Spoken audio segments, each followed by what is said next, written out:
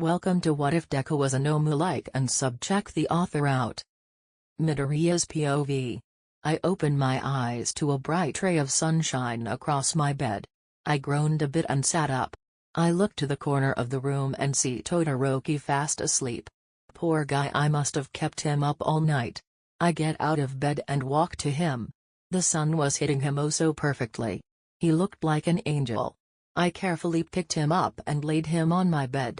It was Saturday, so neither of us had to worry about school.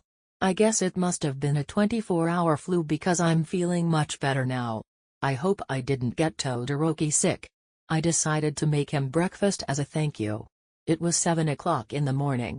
I can't remember most of what happened yesterday and overnight, it all just feels like a fever dream. I was making bacon and eggs for Todoroki, hopefully he likes that. I was just pulling the bacon out of the oven when, a very sleepy, Todoroki walked into the kitchen. Good morning. I hum happily. He rubs his eyes and yawns. Midoriya, you should be in bed, I giggled. I could say the same for you. I'm feeling good this morning, besides you look absolutely exhausted. He mumbled an inaudible response and sat at the kitchen table. I got to admit a tired morning Todoroki is pretty cute. What? I'm gay and I can admit it. I finished up breakfast and set a plate in front of him. He looked so happy when he saw it. Thank you, Midoriya, he said, sounding more awake. No problem. Eat up. I responded happily, digging into my own plate. This is amazing, Todoroki said after swallowing a few bites. I haven't had a breakfast this good since Fumi moved out, he said, stuffing his face. She's your sister, right? I asked out of curiosity. He hummed with a mouthful of food. Yeah, she's had always cooked and took care of house chores, he said with a reminiscent look. That must have been nice. Hito and I have always shared chores and stuff, although he goes out a lot so I end up doing his things anyway, but I don't mind. I say, taking another bite of my eggs. I noticed your pictures yesterday. Are you adopted? I nearly choked on my food when Todoroki said that. Well, yes, but we don't really think of it that way. I say, taking a sip of water. What do you mean? Todoroki asked. I was adopted just before my 12th birthday, but before that I really hadn't had a family. I don't know who my biological father is, and my mother passed away before I had the chance to meet her. I consider Shota, Hisashi, and Hitoshi my real family, and I don't think I would trade them for anything else. I say with a smile. Wow. Does that mean you were in an orphanage for the first 11 years of your life? The half-and-half boy asked. Some may find his questions rude and nosy, but I can see the genuine curiosity behind his blank expression. No, Dad or Shota actually saved me. I say briefly. Let's just leave it at that for now, okay? He nodded and finished up the last of his meal. I pick up his plate and set it in the sink.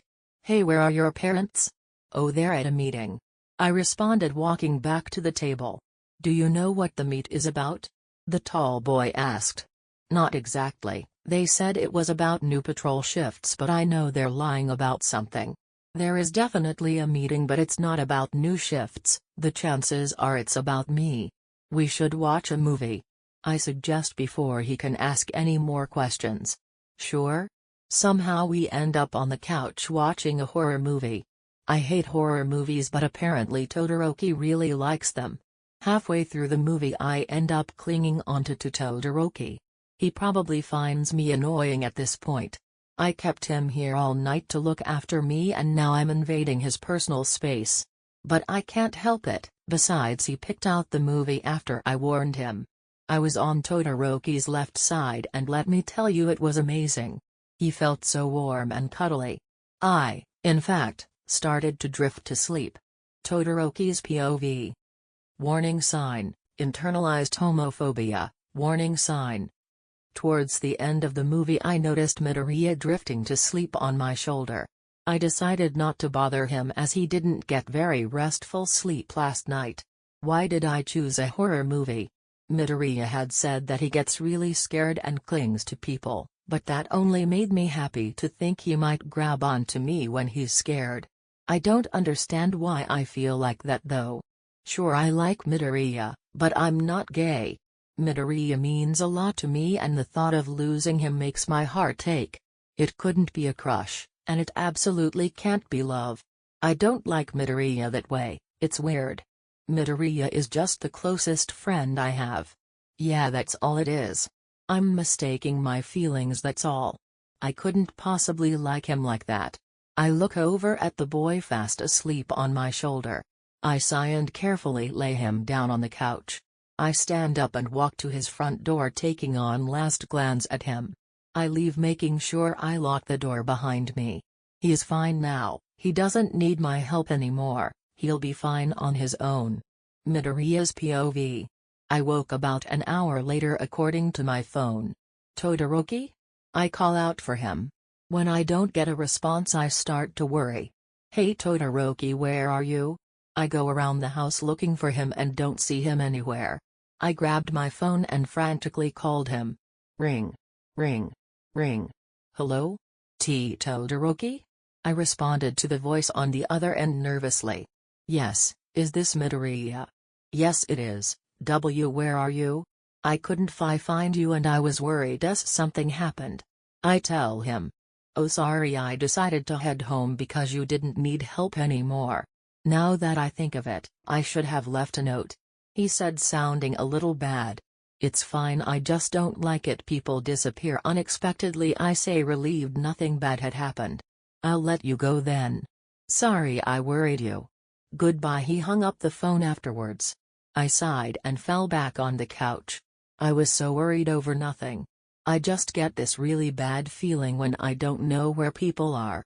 Normally I don't have much of a problem because Dad and Papa keep me informed on what's going on. Even then I always know they'll come back no matter what. I guess not getting much sleep yesterday put my anxiety on high. I heard the front door unlock. I smiled knowing that the fam is finally home. Midoriya's POV. The door opened and I get off the to-go and greet Dad and them. I looked blankly at the girl in my doorway. She had blonde hair tied up in a space buns. She was wearing a high school uniform and had a big smile on her face. This is the wrong house, sorry. I tell her, hoping she'll get the hint. No, I don't think so, she says in a cheerful tone. You definitely have the wrong house, it's your last warning before the police get involved. I say, giving her a chance to leave. All she did was giggle and walk farther inside. I sighed. This is not something I want to deal with right now. She charged at me with incredible speed. I teleported behind the girl and tripped her. She fell face first and I'd be lying if I said I didn't laugh a little. She did not like that. Not at all. She immediately jumped up and threw a knife at me. I was barely able to dodge and the side of my arm got hit. She gave me a crazed grin. You know who sent me? I don't care. I don't think it matters. I responded, carefully picking up her old knife. Oh, but it does. She says, happily throwing another knife. I teleported to the other side of the room and threw the knife I had at her. I thought I had got her until she skillfully caught the knife between her fingers. Tomura Shigaraki was the one who sent me. I froze. Luckily for you, I'm only here to test the water per se, she giggled as a black portal appeared behind her. She disappeared into the mist, leaving me with a messy kitchen and wide open door. I was stunned. Shocked. I didn't even think they were still looking for me. It's been 4 years. I collapsed on the floor. A gut-wrenching sob escaped my mouth. No, no, no, no, no. I can't go back. They're after me again. This just proves he won't stop until he has me back in his crusty hands. I see flashes of memories that had been suppressed. Everything I had worked so hard to leave behind just came rushing back. I sobbed and it soon became very hard to breathe. I was panicking. I knew I was starting a panic attack, but it's not like I can stop it. Just like how I can't stop Tomura. Everything around me seemed to disappear as I now found myself back with Shigaraki. He was hurting me, beating as usual. I couldn't breathe. Why can't I breathe? I need air. I need to breathe. I couldn't get a single thought straight. Soon enough everything faded to black. I reopened my eyes to see I'm in a hospital, or I guess to be more specific, RG office. I sit up and hear arguing outside of the room. I get out of the bed and walk over to the door. "Why the hell did you leave?" "He would have been fine if someone were there to help him," Hitoshi yelled. I opened the door to see Dad, Papa, Hito, Recovery Girl, Todoroki, and Endeavor. "Don't talk to my son that way, you brat," Mr. Todoroki yelled back. "You excuse me," I say quietly. They all looked at me for a second in shock before Hitoshi ran over to me. He gave me a huge hug. "I'm so glad you awake." "No thanks to him," Hito said, glaring daggers at poor Todoroki. Dad gave me a sympathetic look. "I'm glad you okay too." What's going on?" I asked, hoping to gain more information. "TCH, your guardians are blaming Shoto for your illness," the flaming man yelled. "Oh. It's not Todoroki's fault. When he left I was feeling fine," I say, still being quiet as I was too scared of Endeavor to be confident. "But you still had a panic attack. If he stayed then he would have been at attack too." I cut Hitoshi off. "I had a panic attack after a GG girl with space buns said the league was after me," I say in a whisper. "You mean someone came to the house?" Hisashi asked with wide eyes. I nodded, deciding it was best not to use my voice. "Can you tell us what happened?" Dad asked cautiously. I don't know," I responded. "I'm not sure and ready yet. Maybe later," I say, picking at my nails anxiously. "Okay, that fine. Endeavor, can you please leave now?" The flaming man grunted a response before leaving. Todoroki had an apologetic look on his face. I gave him a small smile and waved just to let him know I wasn't upset. "Alright, if you're feeling better then we should get you home to rest," Papa said, concern written on his features. I froze a bit. There was no way I'd be getting any rest at that house anymore. Can I stay here?" I asked quietly. They all had a sad look before nodding. "Yes, if you'd like to stay here for a bit then that's fine," Dad said, rubbing my back. "But I'm staying here with you. And there's no arguing about it," Hitoshi said with a determined look. Papa laughed a bit. "Hey Shota, how about we have a family night in the school tonight?" Dad sighed. "That should be fine. I'll run home and get some clothes and board games." Dad soon came back and we spent the entire evening in the nurse's office at UA. It was really nice. I don't know how I was so blessed to have Dad, Papa, and Hitoshi in my life. I don't know where I'd be without them. They are always here for me even when I'm being difficult. I really appreciate them and I would do absolutely anything for them. Midoriya's POV. It was now Sunday around 1:30. It had been a nice morning so far but Dad had to ruin it. "Can you please tell us what happened after Todoroki left?" I sighed. "I can," I mumbled under my breath. Hitoshi gave me a hug and squeezed my hand. I take a deep breath before starting. Not a lot happened immediately after he left. About an hour and a half went by before I had someone unlock the front door. I had thought it was you guys at first. I was proved wrong when a girl 2 or 3 years older than me walked in. She was wearing a Sakura High School uniform, had blonde hair in 2 messy space buns. I take a moment to collect my thoughts again and try and stop myself from shaking. "If you can't tell us everything now then we can wait till a little later," Dad said, trying to reassure me. I took another deep breath. She ran at me and I teleported away and was able to trip her. I guess she got serious after that because she started to throw knives at me. She then told me that Tomura sent her to test the waters. After that she left in a purple portal. They knew the rest. "A portal?" Papa asked. It's Kurogiri's quirk. He can make portals that can take him anywhere." Dad thinks for a minute. "I think you've mentioned him before. It was some time after we had adopted you." "Right, you said something along the lines of just like Gary. He taught me a lot of things. It was when I started to homeschool you." I nodded. "He was always nice to me. If it weren't for him I'd probably have a lot more speech issues. Tomura thought it would be pointless for me to talk. But Kurogiri was able to convince Tomura to let him teach me. I see. How much do you remember from when you were there? Dad asked. When they first saved me, the heroes decided not to pressure me with questions, and I had refused to talk about exactly what happened there. I can remember most. I stutter. Hitoshi gave my hand another gentle squeeze. Can you tell us? Papa asked. I thought for a minute. Can I tell then? I mean, they're my family. I want to tell them everything, but I had spent so long trying to bury the memories and not think about it. I decided it would be best to spill, though I'm not sure any of this would help. I nodded and took a breath. I decided I would start with my earliest memories. Flashback time. I wake up in my pod as per usual and exit to see a very angry-looking Tomura.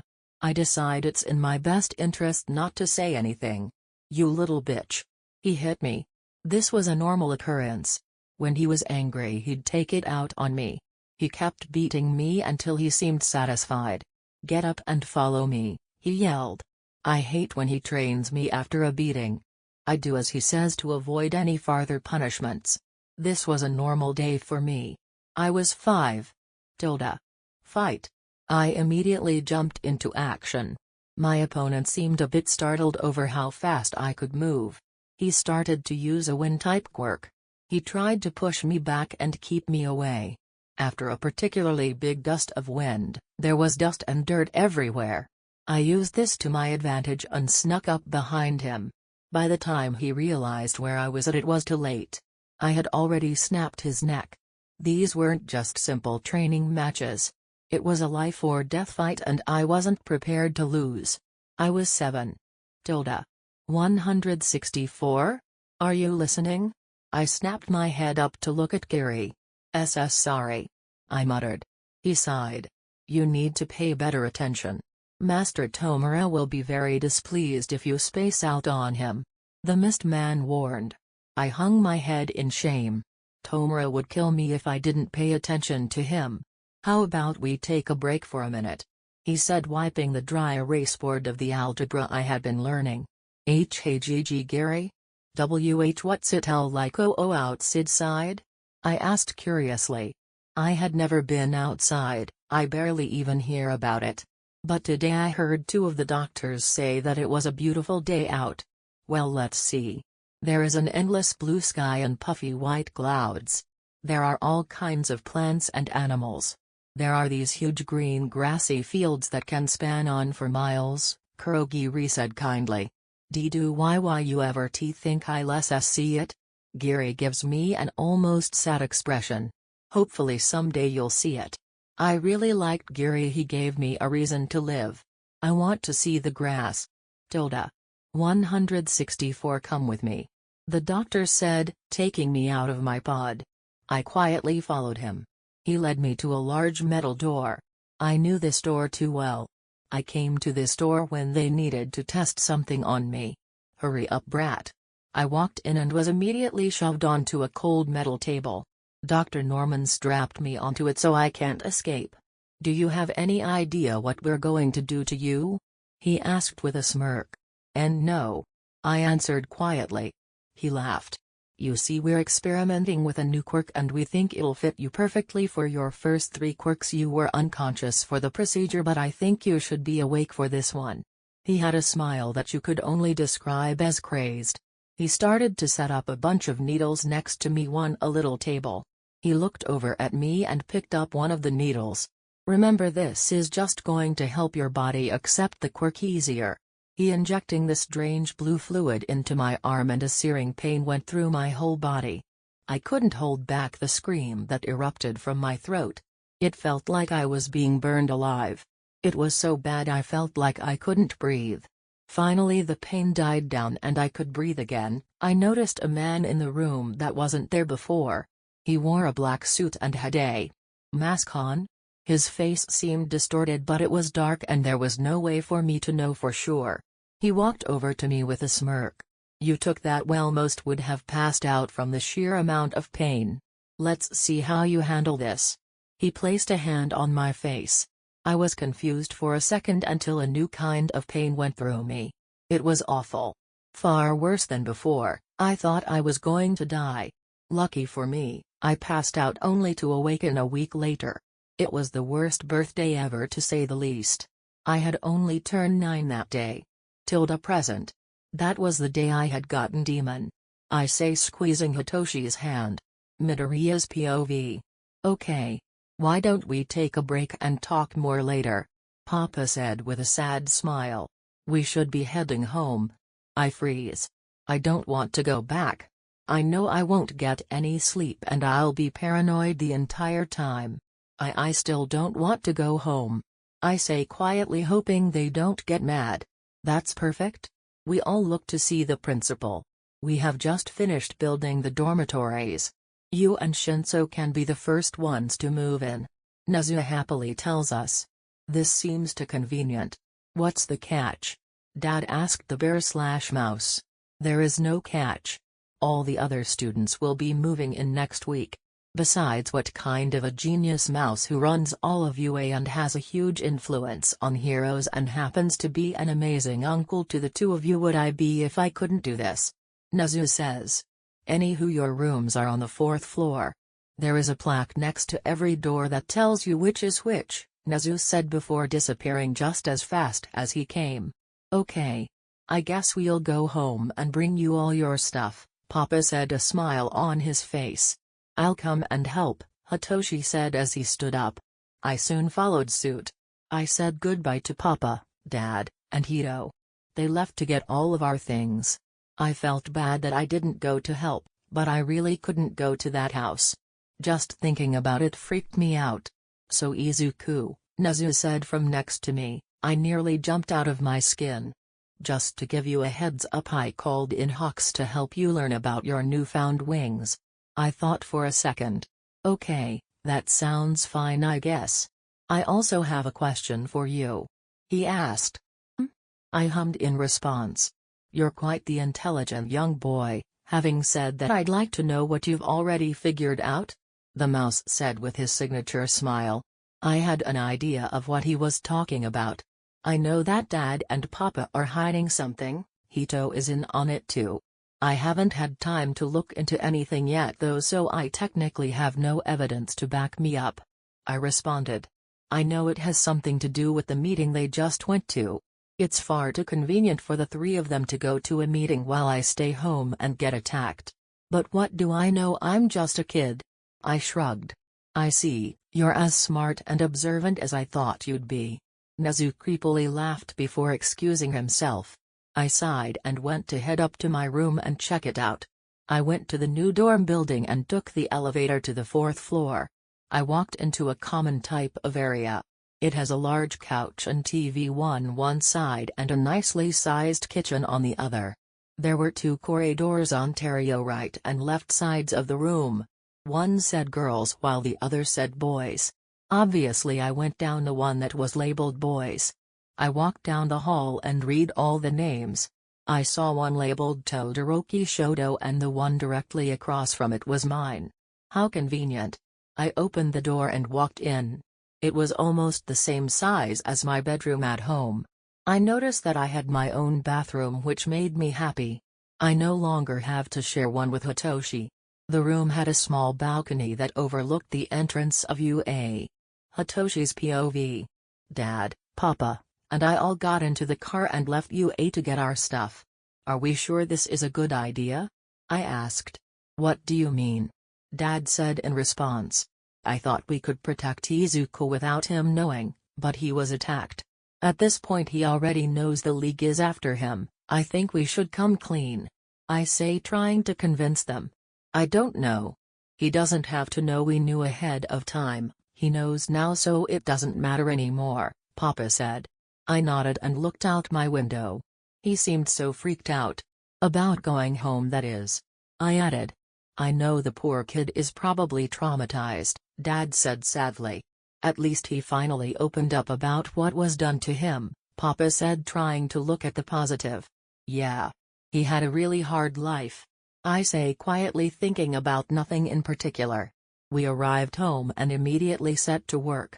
I packed my room up while Dad did Izu's room. Papa went back and forth between rooms. It took a few hours of work, but we were finally done at around 7 o'clock. We packed the car and drove to our temporary home. The three of us grabbed a few boxes and walked up to the rooms. Papa and I went to my room while Dad left to find Izuku's room. I started to unpack blankets first so I had them ready for bed tonight. I'm really tired. Izuku must be exhausted. I know he was practically on the verge of an anxiety attack all day. Hopefully tomorrow will be better. Midoriya's POV. It's been about 2 weeks since we all moved into the dorms and everything has been going pretty good. I haven't had any more encounters with the League yet, so that's always great. Training with Hawks has been fun, though he does get distracted easily. He is a great teacher nonetheless. He reminds me of a fun uncle. After he taught me to fly properly, he made me go through obstacle courses. Those were really difficult. I couldn't count how many times I flew right into something. I thought the course was impossible till Hawks cleared it in 5 seconds. I had been practicing all week, but I decided that it was Saturday, so why not take a break and study? Which brings me to now. I'm in my room reviewing everything we talked about in class this week. I was almost done when I heard a knock on my door, startling me. "See, come in." I yell, not getting out of my seat. The door opened and my favorite half-and-half boy walked in. I may or may not have developed feelings for the boy. I plan on telling him, just not yet. "Oh hey Todoroki," I say happily. "Hello Midoriya, I was wondering what you were up to. If you're not busy, do you want to hang out?" the taller boy asked. "I'm studying right now. I haven't had time to this past week," I say, disappointed. "Do you need help? I could stay and study with you," Todoroki offered kindly. "Really? I would appreciate it," I replied. "I don't actually need help, but I would love Todoroki to stay longer." "Which ones were you have trouble with?" "These." I pointed to a random question. He helped me for the next hour work out problems I couldn't answer. It was around 5 when we finished. I sat up from my hunched position and stretched. "Wanna go out to eat?" I asked, extra hungry because I skipped lunch. "Sure, where should we go?" Todoroki asked. "How about we go to that new cafe that opened down the street?" the greenette suggested. Todoroki hummed in agreement. "Alright, let's go," I say, excitedly, skipping out the door. "I have to stop by Aizawa's office real quick first," I say, walking to said office. Todoroki followed behind me. I rounded the corner to Dad's office and heard him talking to someone. You know, for someone who has the League after him, he seems very calm. The other voice said. It sounded like Hawks? "I know, but that's a good thing. He's a kid. The last thing he should worry about is being kidnapped," Dad said in response to Hawks. "I know, but the League literally threatened everyone near him. I would be at least a little anxious." Hawks says. "What does he mean? Are they after more than just me?" "He doesn't know about the threat," Dad said, sounding a bit annoyed. "You didn't tell him?" Hawks said, sounding a bit baffled. "Even after he was attacked? He has a right to know." That's when it clicked for me. They knew ahead of time that the League was after me again. I was right, that meeting was about me. "Hey, how about you talk to Aizawa later?" Todoroki said, putting his hand on my shoulder. "Yeah, okay," I say in shock. They could have prevented this whole thing if they had just told me. That irks me to no end. I take a deep breath and calm myself down. I just want to get out of here. I grab Todoroki's hand and gently pull him with me. Once we leave the building, I realize that it was beautiful out. I can't help but smile to myself at the weather. We got to the cafe in no time, ordered our drinks, and sat down. "So what have you been up to today, Todoroki?" I ask, trying not to think about Dad. "I haven't done a lot today, but you won't believe who I saw kissing in the bathroom," Todoroki says, seemingly amused. "Well? Tell me," I say excitedly. "Shinso and Kaminari," I gasp dramatically. "No way. I never would have known," I say sarcastically. The two of us then broke out in a fit of laughter. I'm glad he finally confessed. Though I wish he would have told me. I say in mock disappointment. Now all I have to do is confess to my crush. Do you want to go to the park? I asked as I finished my iced latte. Sure, that sounds nice. The half-and-half boy answered. We both left the cafe and walked to the park in a comfortable silence. It was nice. I really like being with Todoroki. I didn't feel obligated to make idle chit-chat, we could just relax. After just taking a nice walk through the park, we sat at a bench overlooking a small creek. I laid my head on Todoroki's shoulder and we just stayed like that. Neither one of us tried to move away. Finally, about 40 minutes had gone by, I sat up and looked at Todoroki. I wasn't planning on doing this today, but this just seems so perfect. Todoroki? I asked quietly. Yes, Midoriya. He looked at me with a soft smile. I leaned in and kissed him. At first he seemed surprised but then melted into it. It felt like it lasted forever. Like time just stopped. I know it sounds cliché but that's just how it felt. Finally we pulled away and just stared into each other's eyes. Todoroki. I love you. I say, still looking into his beautiful eyes. That seemed to have broken him out of whatever trance he was in. Midoriya, he stuttered. Why did you do that? He asked with a tone I hadn't heard from him before. I'm sorry, I shouldn't have kissed you out of nowhere. But I mean what I said. I replied, a bit startled. I don't like you like that. I'm sorry but I'm not fucking gay. It felt like a knife was driven through my heart. Oh. I had thought, well, you thought wrong. I could never love a boy like you, he said aggressively before getting up and quickly leaving. I was left alone. A boy like you kept ringing through my head. Is there something wrong with me? It couldn't be the way I looked. He seemed fine with it. Was it my past? Didn't ever tell him what happened? I really thought he was gay or at least bisexual. Why the hell did he kiss me back if he knew he would deny me anyway? Why would he let me lean on his shoulder? Was this a game to him? I started to cry. More like sob, but it doesn't matter. I stayed there and cried for over an hour before I checked the time. 7:47. I need to get home, I mumbled to myself. Don't worry, that's just what I came here for. Todoroki's POV. I rushed off in a hurry trying to forget what I just said to Midoriya. God, I'm a fucking idiot. He liked me. He said he loved me and I freaked out and yelled at him. Who does that? An asshole, that's who. God, why do fuck everything up?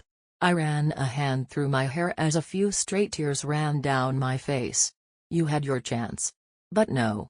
The second thing that came to my mind was my father and how he always talked about gay people.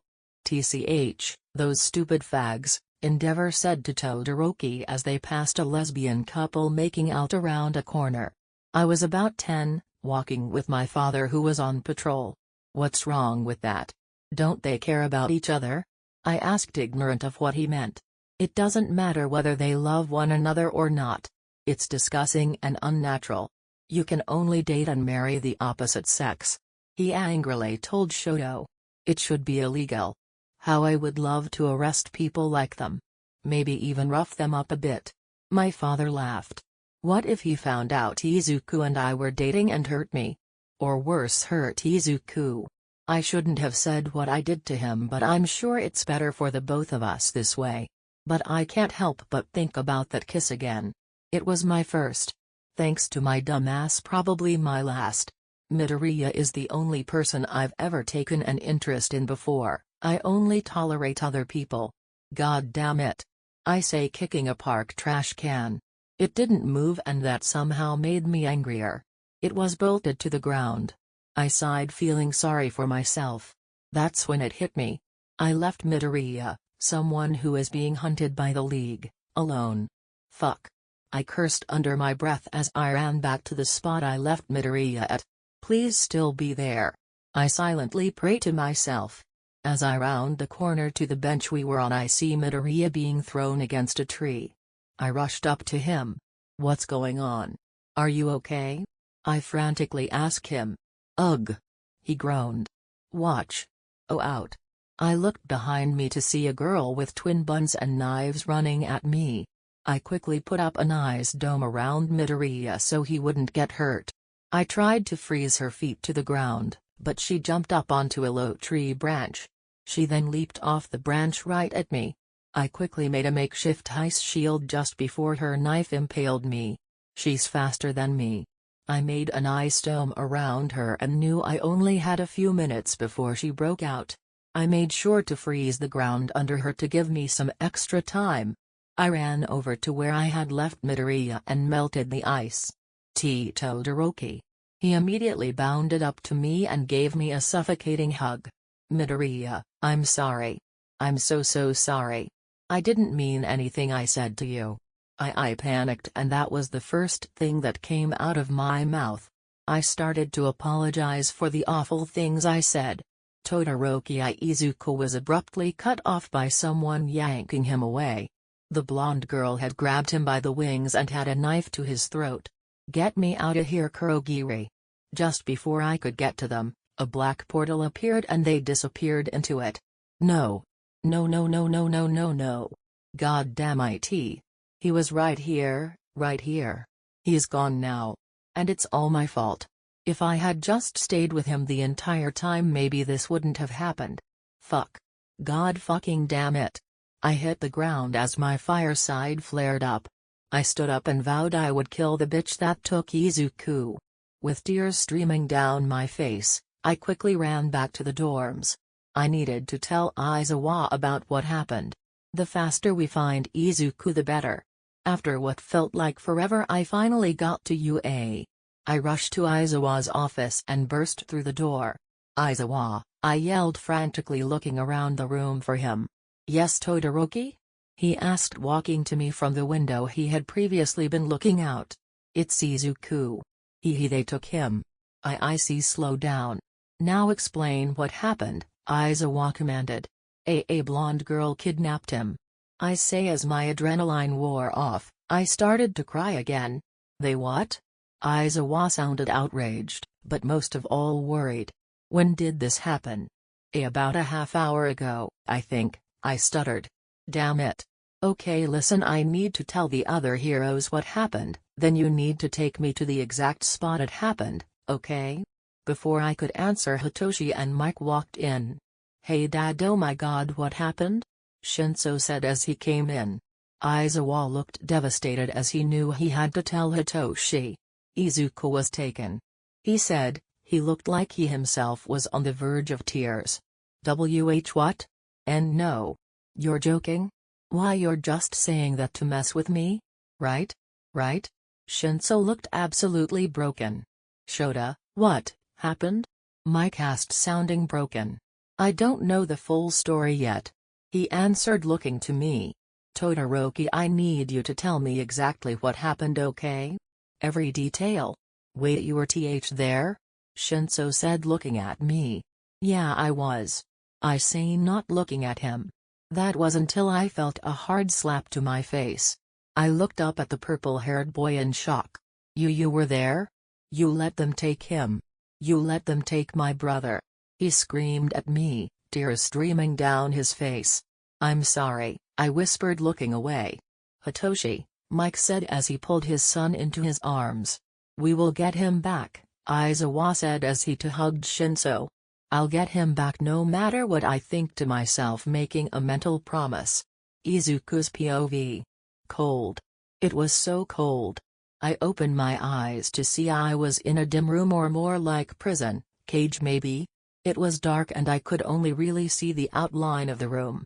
I sat up and tried to move, but I quickly realized I was chained. My wrists and ankles were bound by the thick metal that kept him from getting away.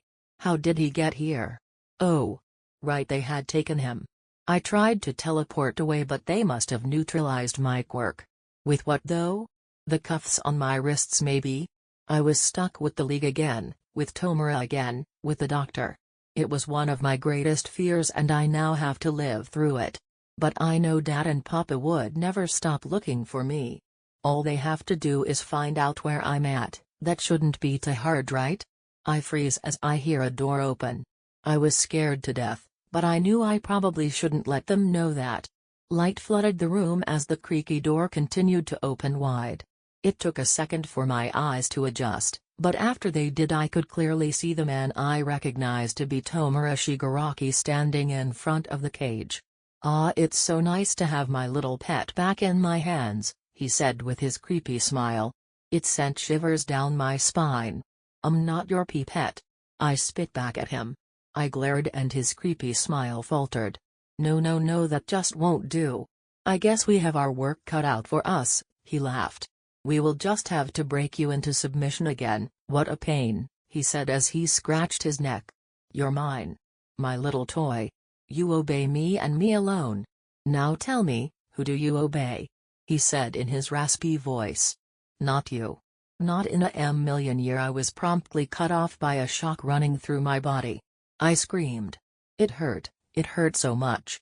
I was on the ground convulsing until the pain finally died down, after what felt like forever. I could hear Tomura's laughter behind me. "You will refer to me as master. Got that, brat?" I sat up with the little strength I had left. "And no," was all I said as he pressed a button and I was electrocuted again. Thankfully I passed out and didn't have to feel that pain for very long. Third POV. Izuku couldn't tell how much time has passed, but it felt like forever. It had probably only been 5 hours since he woke up for the second time. There was nothing in the room and he couldn't move much. So all he could do was sit. He tried to think of a way to escape, but with him being chained and not being able to use his quirks, it was very difficult. Izuku wanted to avoid any fighting with Tomura as he was terrified and knew he wasn't strong enough. After 6 hours of sitting still, Izuku had started to count the seconds. He tried to get up again. The chains were very heavy and messed up his balance a bit. Soon enough Izuku was successfully able to stand up straight. He was pretty proud of himself, though it was just a small task. The greenette then started to look at where the chain was attached to the wall. It looked as if it were built into the wall. There was no way for him to break it off. Izuku sighed. He had already tried to get the wrist and ankle cuffs off, but no matter how hard he tried he just couldn't do it. Izuku spent about an hour poking and prodding at the chains with zero luck. He heard the door swing open with a thud as it hit the wall. He quickly turned around to see Tomura once again. "You can't get out that way. We made sure there would be no possible escape for you in here and you know Kurogiri was very thorough." Shigaraki rasped. I didn't say anything and just glared at him. "Aw, don't give me that look, pet," he hummed. I looked at him in disgust and turned away. "Quit trying to act tough, it'll just make it all the more fun to break you." I growled a bit, but didn't really respond. "Big mistake. You will look at me when I talk to you," he yelled as he electrocuted me again. I fell to the ground writhing in pain. It lasted for about 30 seconds, but felt like forever. After it stopped, it took me a moment before I could even attempt to sit up again. "So? Have you learned your lesson yet?" Tomura smirked. Fuck you, oh no. That's no way to speak to your master," he responded. "Gah!" I screamed as the electricity shot through my body. It hurt much more than the first time. I was laying on the dirty floor shaking and gasping for air by the time it finished. "Now are you going to say that again?" Shigaraki asked with a smile. "And no," I whispered, not wanting to be shocked again. Tomura's smile seemed to go wider. "Good," he said before leaving. The door closed and I was alone in the cold dark room once more. I don't know what to do. I don't want to listen to him, but it hurts. It hurts so bad. I started to cry silently, praying that I would wake up in my warm bed. I forgot to take a screenshot of the comment, but I was asked to make a chapter on Izuku's training with hawks. So here we go.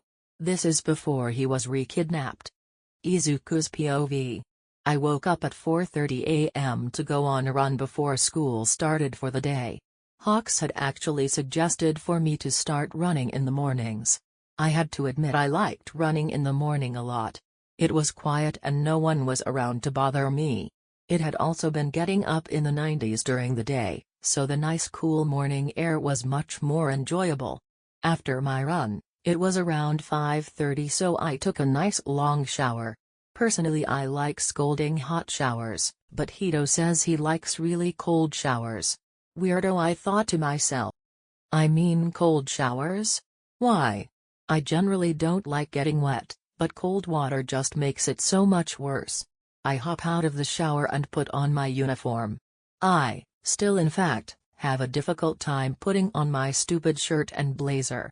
Don't get me wrong, I love my wings, but they can be very difficult from time to time. It was now 7 and I had about a half hour to eat and get to class. I went downstairs and made breakfast while giving a brief good morning to my classmates. After I ate, Shinso, Todoroki, and I walked to class with Kaminari joining us halfway there. We took our seats and I sighed at the long day ahead of me. Class was the same as usual and I couldn't be happier to get out. I quickly put my gym uniform on and hurried out to ground beta for practice with Hawks. It has been non-stop for me. For like the past 2 weeks I've been giving Ether an extra paper to write or asked to help out with chores. It's kinda burning me out at this point and nobody will give me a straight answer to why. I would like to think they're just trying to keep me distracted from what had happened back at home, but something tells me that's not quite the entire truth. It's frustrating to think that people are hiding something from me, but I know whatever it is it's probably important and they just don't want to worry me. I break free of my thoughts as I reach ground beta and look for Hawks. I don't see him, but I'm a little early so I decided to start warming up. I stretched my arms, legs, and wings. I was about to start basic flying exercises when Hawks finally arrived. "Hey little bird." Keigo happily greeted me. "Hello Hawks-sensei," I say with a smile. "Have you already stretched?" he asked. "Yes, I was about to start flying drills," I responded. He smiled mischievously. "Good. But today we're going to be doing something a little bit different." When Hawks said a little different, I didn't think dodging spikes and knives was what he was talking about. I was currently 100 feet in the air trying not to be impaled. "Is there any better way to do this?" I yelled over to Keigo. "Probably," he responded, throwing another knife. "Okay, but don't you think real knives is kinda dangerous?" I say, swiftly dodging another spike. I will say I'm much better with the added fear factor. Something about not wanting to be impaled really brings out my best. I thought sarcastically. "Who told you they were real?" Hawks says with a smirk. I stopped and stared at him with a dumbfounded look. All of a sudden he threw another knife and before I could react it hit my wing, throwing me off balance. I slipped up. As I tumbled back down to earth, I panicked. Hawks had told me I had to keep a level head, otherwise I'll overthink and it'll be even harder to gain control over a situation. I couldn't stop panicking though. Every possible outcome went through my head, that was until it went quiet at least. All my thoughts stopped and I had no clue what to do other than watch as I got closer to the ground. All of a sudden, I was jerked up and out of my thoughts. I looked behind me to see Hawks. He had a stupid goofy grin on his face. "What? You didn't think I'd let you hit the ground, did you?" He landed and set me down. I was a little shaken but overall fine. "Why didn't you catch me sooner?" I say with a huff, regaining my composure. "Calm down, you're fine. Besides, I wanted to see if you'd catch yourself," he said. Well, I didn't," I say, frustrated. I was terrified. "Yeah, I noticed. Listen Izuku, you won't always have someone there to catch you. I know you're young and have a lot to learn, but this is important. I've noticed you tend to freeze up when you don't know what to do, so I want you to practice your quick thinking skills," Keigo said seriously. I sighed, knowing he's right. "Izuku, you're incredibly smart. Everyone knows it, but you have a bad tendency to overthink then shut down." I nodded. "I know, I just don't know what the right option is. There are so many ways a situation can turn out. Then I get nervous and I'd rather not try than get it wrong." I say quietly. I see. You know it's okay to get the answer wrong every once and a while, Hawks said, pulling me into a hug. I know, it's a bad thought from a long time ago, I guess. I responded, hugging him back. It's okay, I'm here to help you not think like that anymore, he said as he rubbed my back between my wings. Come on, how about we take a break and go to this nice cafe I know? He said with a smile. Midoriya's POV. I woke up in my small damp cell once again in pain. Apparently after being electrocuted over and over again your muscles get really sore. Who would have known? I groaned in pain as I sat up. I wasn't sure how long I have been here, but I know it's been at least a week. I'm scared. What if that never find me? No, no, no. Don't think like that. Dad wouldn't stop at anything to find me. Neither would Papa and Hito. I've just gotta stay positive and try and find a way out. They can't keep me in here forever. I was pulled out of my thoughts when the large door swung open. Good morning, pet, Tomura said happily. I stayed quiet, knowing he'd hurt me if I made any kind of noise. The only time he allows me to speak is if he asks a direct question. Now we're not doing the normal routine today, he said with a nerve-wracking grin. The doctor would like to see you. The doctor? No, no, no, no. I started to shake out of fear. You see, Norman wasn't the one doing the quirk experiments. He was just there to make sure I was ready for them or to take care of me after them. The doctor was awful. Every memory I have of him is traumatizing. Oh, look at you shake, Shigaraki laughed. Pathetic little brat, he said, kicking the bars in front of me. I flinched at movement and he laughed louder. I don't want to see the doctor. But look at the bright side, he'll have to move me out of here to see the doctor, and that leaves the perfect chance to escape. Shigaraki walked out of the room and closed the door. Wait, I thought he was going to take me to the doctor? Why did he just leave all of a sudden? That's when I noticed the purple-pink gas fill the room. The next thing I know, and waking up on a cold metal table. I tried to move, but I was strapped down. I immediately panicked. I was no longer the mostly confident 15-year-old hero in training I had grown to be. No, now I was a child, the same child from what felt like so long ago. I hear a door of some kind open and footsteps as they walk to me. I was frozen in fear. Ah well, if it isn't my old-time favorite patient. I hear the old man say. He is standing right next to me, but I don't dare make eye contact. Oh, don't be so stiff, if you relax it will make this a lot less painful, he said happily with a slight chuckle. I was so scared. I heard him shuffle around before he stood on my right side again. He grabbed my forearm and held it still as he injected some green liquid into me. After about 30 seconds, my body seemed to relax on its own. I tried to move, but I couldn't. I could barely move my fingers. I knew what was coming next and I was absolutely petrified. He picked up a vial of a blue slime-like substance and sucked it into a syringe. After preparing it, he moved my head to the side and injected it into my neck. Immediately it felt like my body was on fire.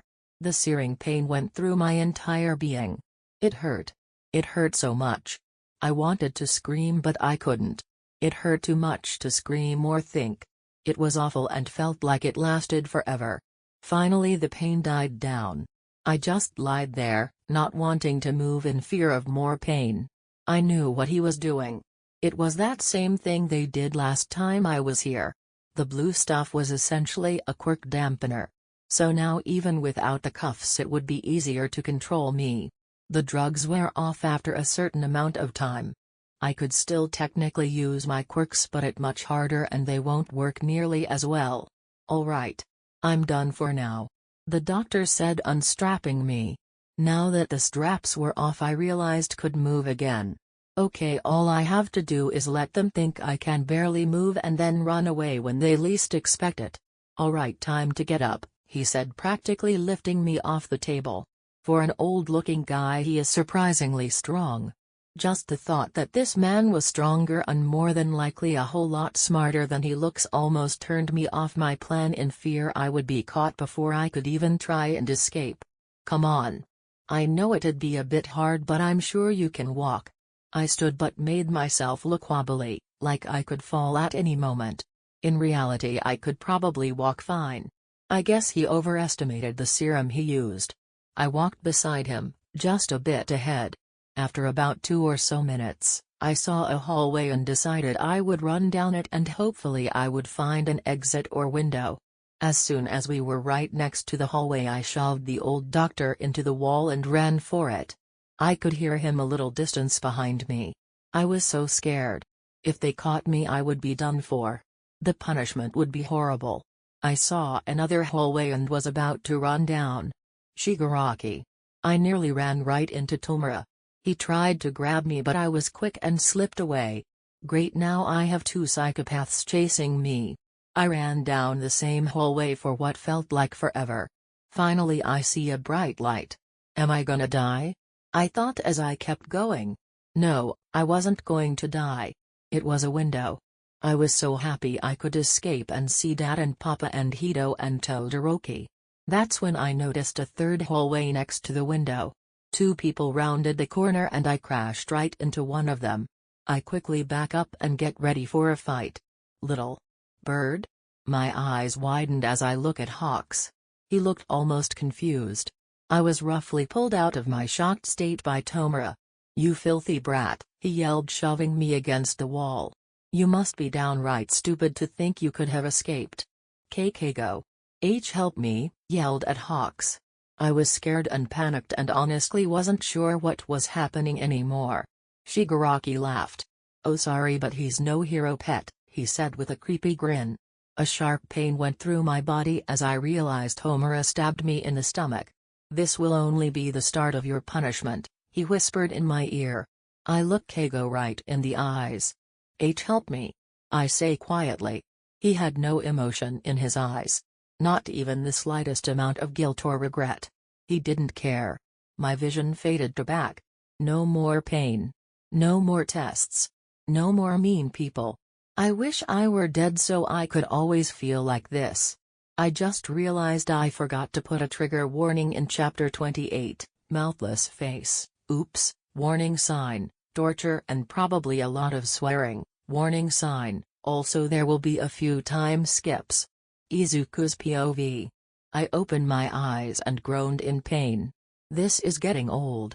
I didn't think I'd ever wake up and wish I were dead again. I quickly realize I'm not in my normal cell. Instead of being chained to the wall, I was in the center of the room. My wrists were free but my ankles were in shackles stuck to the floor. I tried to pull them off but didn't get anywhere. I tried to teleport but still couldn't. I'm glad you're awake and aware, Shigaraki said from the corner of the room. It'll make this a lot more enjoyable, he laughed. A black mist appeared in front of me and a table was left as if disappeared. The table had a lot of scary-looking items on it. Some I remember from the last time I was here while others were new and it freaked me out. Please no. I whisper. I'll be good. A good little pet for you but please I don't want this. I say, tears welling up in my eyes. He laughed maniacally at my pitiful display. Sorry, but this is what happens to bad pets.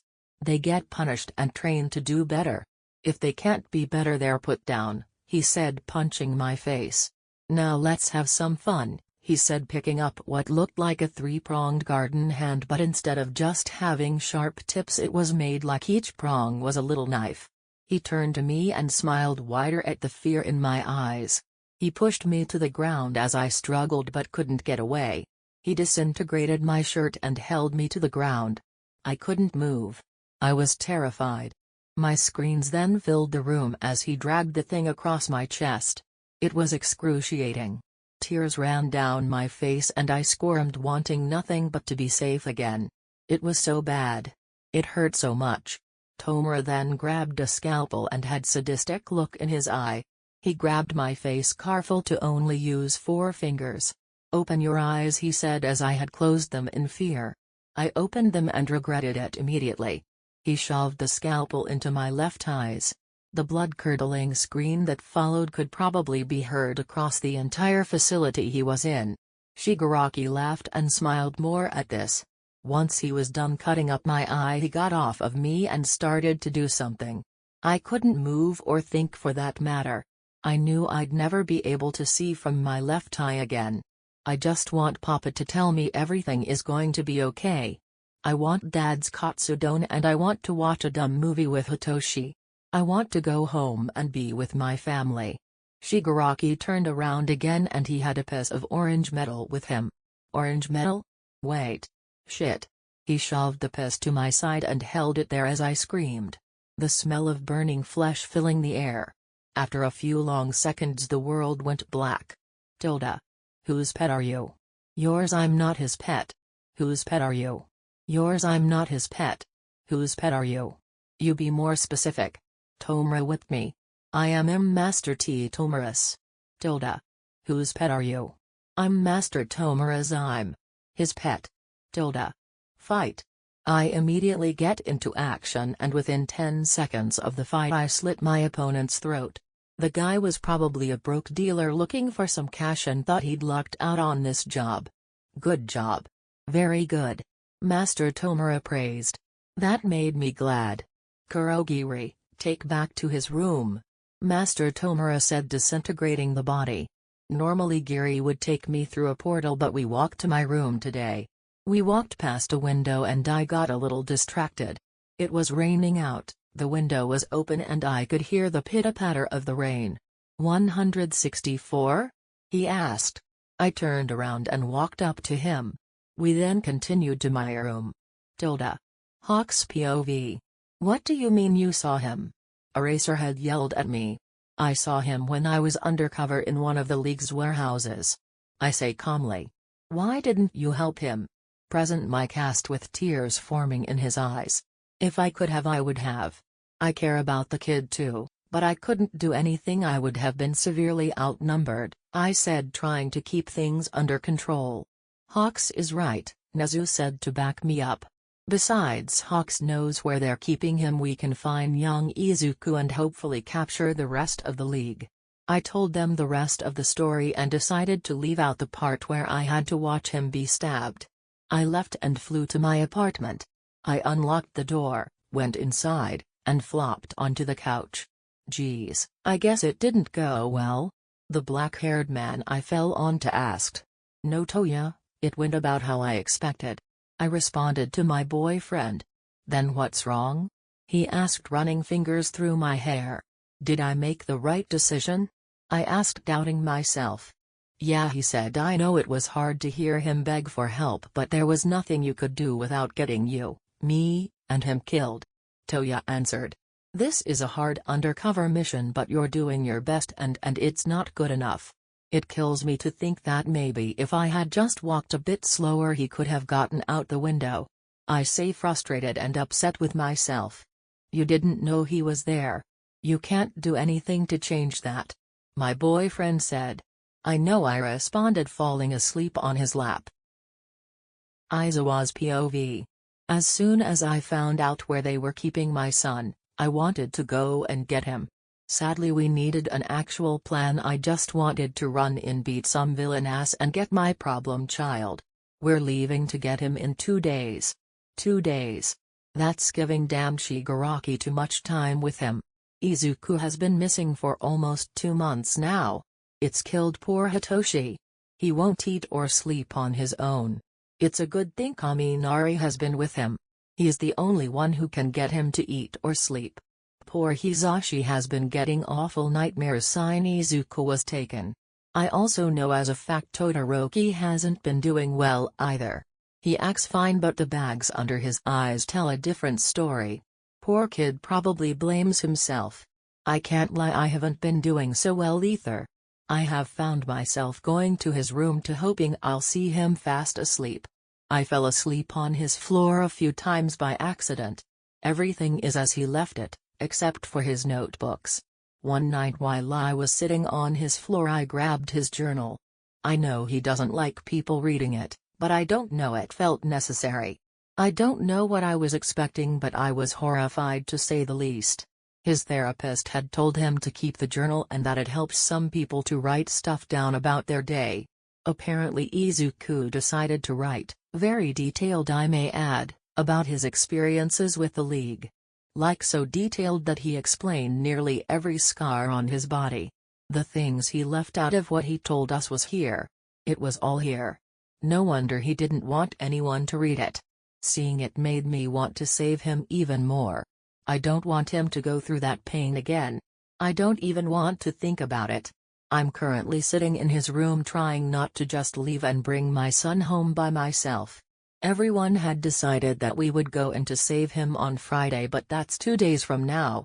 Nezu had asked that I still take the class on a field trip that had been planned a few months ago. I begrudgingly agreed and we were leaving to the USJ tomorrow morning. Izuku's POV. 164. If you perform this mission well, I'll make sure you're rewarded nicely, Kurogiri said.